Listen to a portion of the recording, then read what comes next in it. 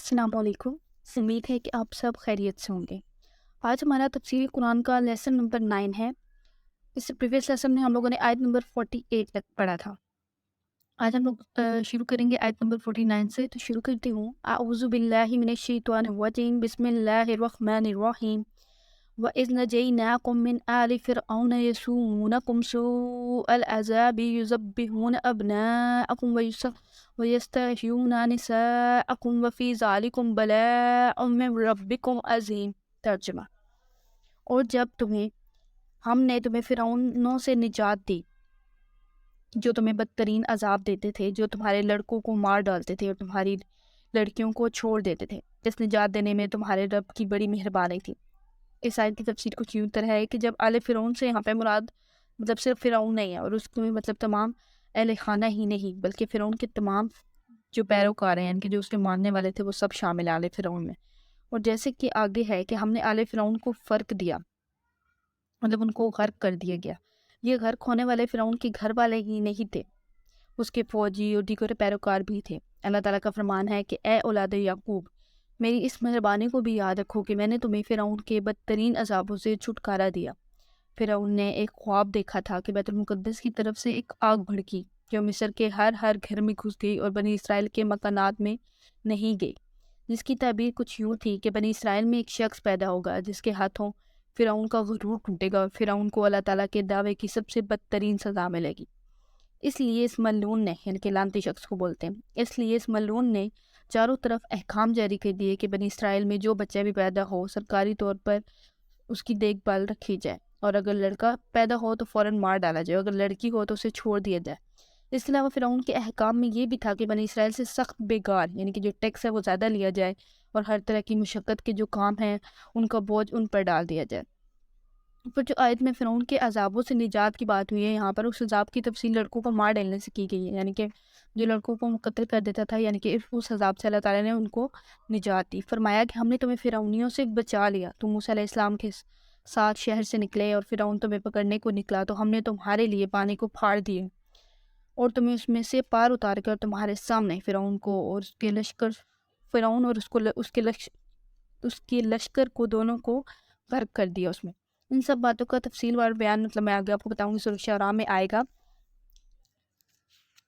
आगे देखिए, उमरू बिन मैमून और ये फरमाते हैं कि जब हज़रत मूसा अलैहिस्सलाम बनी इसराइल को लेकर निकले और फिर उनको खबर हुई तो उसने कहा कि जब मुर्ग बोले तब सब निकलो और सबको पकड़ कर कत्ल कर डालो, लेकिन उस रात अल्लाह ताला की कुदरत से सुबह तक कोई मुर्ग ना बोला।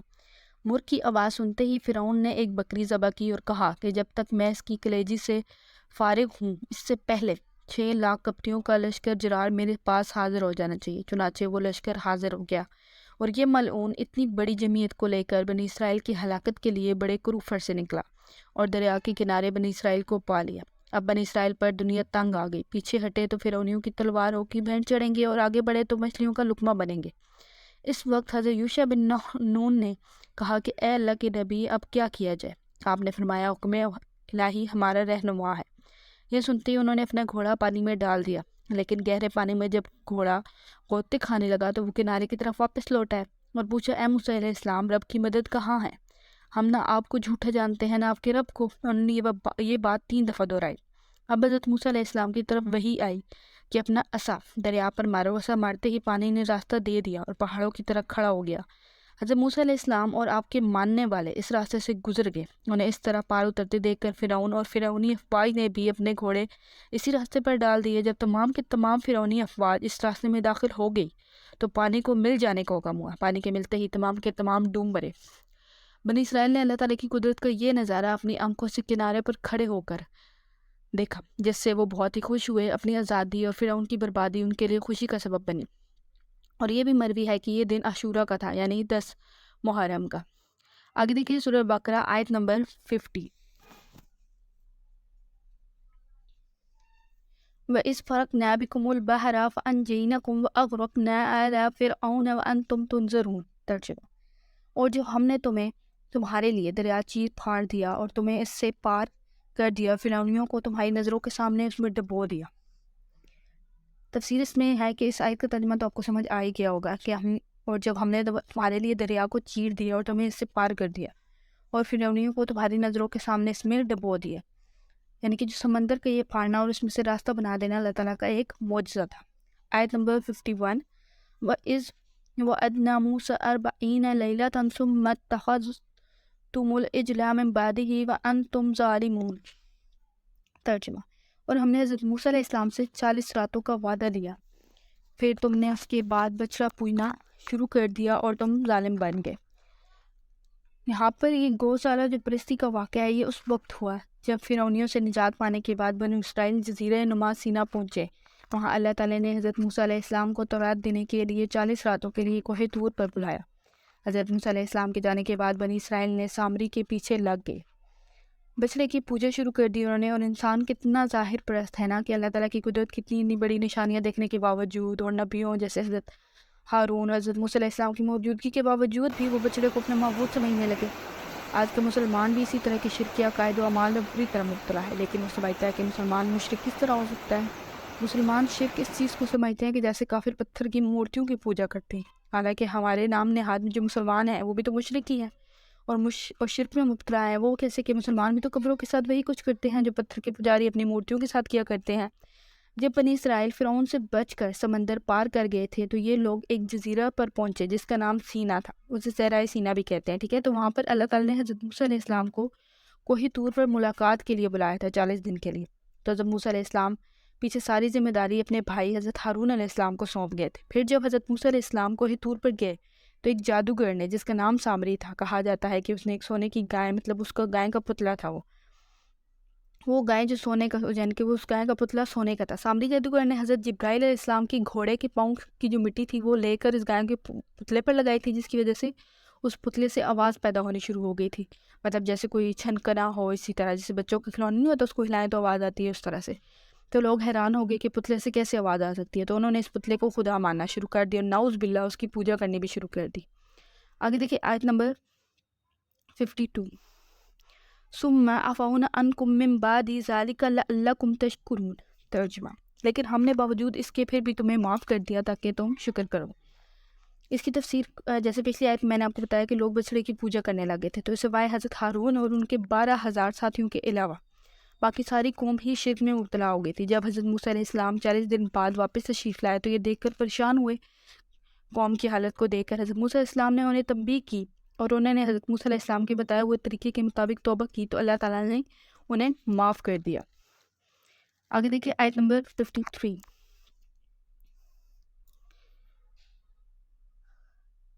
وَإِذْ آتَيْنَا مُوسَى الْكِتَابَ وَالْفُرْقَانَ لَعَلَّكُمْ تَهْتَدُونَ. ترجمہ: اور ہم نے حضرت موسیٰ علیہ السلام کو تمہاری ہدایت کے لیے کتاب اور معجزے عطا فرمائے. تفسیر یہاں پہ کتاب سے مراد تو رہے تو فرقان ہر اس چیز کو کہتے ہیں جو حق اور باطل یا ہدایت اور گمراہی میں فرق کرے. یہ کتاب حضرت موسیٰ علیہ السلام کو اس واقعے کے بعد ملی، جیسے سورہ قصص میں آیت نمبر 43 پہ آیا ہے کہ ہم نے حضرت موسیٰ علیہ السلام کو پہلے امتوں کی ہلاک کرنے کے بعد کتاب دی تھی، یعنی کہ جو لوگوں کے لیے بنائی ہدایت اور رحمت تھی تاکہ وہ سمجھے. لیکن بعض لوگوں کا کہنا یہ ہے کہ فرقان سے مراد یہاں پہ اللہ تعالیٰ نے انہیں کتاب بھی دی اور معجزہ بھی، یعنی کہ اللہ تعالیٰ نے حضرت موسیٰ علیہ السلام کو جو کتاب دی تھی، یعنی کہ جو فرعون اور اس کی جو قوم تھی اس کو غرق کرنے کے بعد ان کو کتاب سے نوازا تھا اللہ تعالیٰ نے. آیت نمبر 54 وَإِذْ قَالَ مُوسَىٰ لِقَوْمِهِ يَا قَوْمِ إِنَّكُمْ ظَلَمْتُمْ أَنفُسَكُمْ بِاتِّخَاذِكُمُ الْعِجْلَ فَتُوبُوا إِلَىٰ بَارِئِكُمْ فَاقْتُلُوا أَنفُسَكُمْ ذَٰلِكُمْ خَيْرٌ لَكُمْ عِندَ بَارِئِكُمْ فَتَابَ عَلَيْكُمْ إِنَّهُ هُوَ التَّوَّابُ الرَّحِيمُ. ترجمہ: جب حضرت موسیٰ علیہ السلام نے اپنی قوم سے کہا کہ اے میری قوم، بچڑے کو معبود بنا کر تم نے اپنی جانوں پر ظلم کیا ہے، اب تم اپنے پیدا کرنے والے کی طرف رجوع کرو، اپنے کو آپس میں قتل کرو، تمہاری بہتری اللہ کے نزدیک اسی میں ہے، تو اس نے تمہاری توبہ قبول کی اور وہ توبہ قبول کرنے والا اور رحم اور کرم کرنے والا ہے.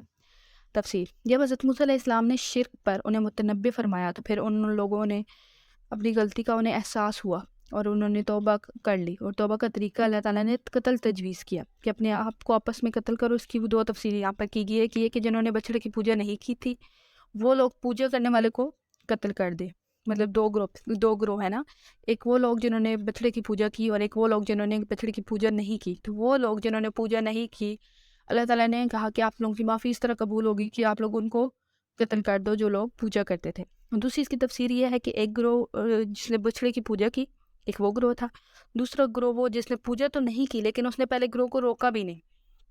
ٹھیک ہے. تیسرا گروہ وہ ہے جس نے نہ خود پوجا کی لیکن انہوں نے پہلے گروہ کو روکا بھی اس چیز سے.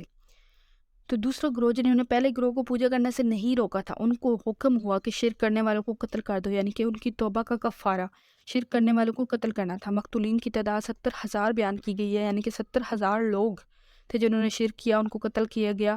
پھر جا کر دوسرے گروہ کی توبہ قبول ہے. اب یہ دیکھیں سائٹس کی بھی ہمیں پتہ چلتا ہے کہ صرف غلط دیکھ رہے تھے نا کہ غلط ہے لوگ شرک کر رہے ہیں، لیکن انہوں نے ٹھیک ہے وہ اس چیز میں خود مبتلا نہیں تھے لیکن انہوں نے اس چیز سے اس کو روکا بھی نہیں. تو اللہ تعالیٰ نے ان کی معافی کس طرح قبول کی کہ وہ ان لوگوں کو قتل کر دیں جو لوگ بچڑے کی پوجا کرتے ہیں، تو اس کے بعد ان کی توبہ قبول کر لی گئی.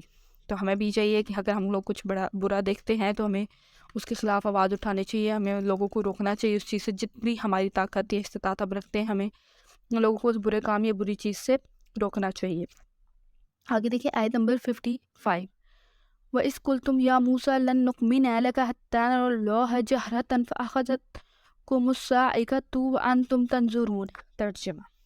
اور تم اسے بھی یاد کرو، ٹھیک ہے، اور تم نے جب موسیٰ علیہ السلام سے کہا تھا کہ جب تک ہم اپنے رب کو سامنے نہ دیکھ لیں ہرگز ایمان نہ لائیں گے، جس گستاخی کی سزا میں تم پر تمہارے دیکھتے ہوئے بجلی کی گری. اس کی تفسیر کچھ یوں ہے کہ جب حضرت موسیٰ علیہ السلام 70 آدمیوں کو کوہ طور پر توریت لینے کے لیے ساتھ لے کر آئے، تو جب حضرت موسیٰ علیہ السلام واپس آنے لگے تو انہوں نے کہا کہ جب تک ہم اپنے اللہ تعالیٰ کو اپنے سامنے نہ دیکھ لیں گے ہم تیری بات پر یقین کرنے کے لیے تیار نہیں ہیں. جس پر بطور عطاب ان پر بجلی گری اور وہ مر گئے. جب موسیٰ علیہ السلام سخت پریشان ہوئے اور ان کی زندگی کی دعا کی جس پر اللہ تعالیٰ نے انہیں دوبارہ زندہ کر دیا. دیکھتے ہوئے بجلی یہاں پر گرنے سے مطلب مراد یہ ہے کہ ابتدا میں جن پر بجلی گری تھی، جن لوگوں پر شروع میں بجلی گری، آخر والے اسے دیکھ رہے تھے حتیٰ کہ سب موت کی آغوش میں چلے گئے. آج کے لیے اتنا ہی بہت ہے. آج ہم لوگوں نے آیت نمبر 49 سے لے کے آیت نمبر 55 تک پڑھا ہے. امید ہے کہ آپ لوگ بھی قرآن کو ترجمہ اور تفسیر سے پڑھ رہے ہوں گے اور میں جو بتا رہی ہوں آپ لوگ اس چیز کو سمجھ رہے ہوں گے، آپ کو سمجھ آ رہا ہوگا کہ قرآن میں کیا بتایا گیا ہے. تو میری ویڈیو ضرور دیکھا کریں، اس کو دھیان سے سنا کریں تاکہ اوبیسلی ہم لوگ قرآن کو سمجھیں گے تو ہمارے لیے ہم لوگ اپنی آخرت کی تیاری کریں. جتنا ہم سے ہو سکے ہمیں چاہیے کہ ہم اپنی آخرت کو بہتر بنائیں. ہم قرآن کو دھیان سے سمجھ کر پڑھیں کہ اس میں اللہ تعالیٰ نے ہمیں کیا فرمایا ہے، ہمیں کس چیز کا حکم دیا اور کس چیز سے منع فرمایا ہے. اب مجھے اجازت دیجیے. اللہ حافظ.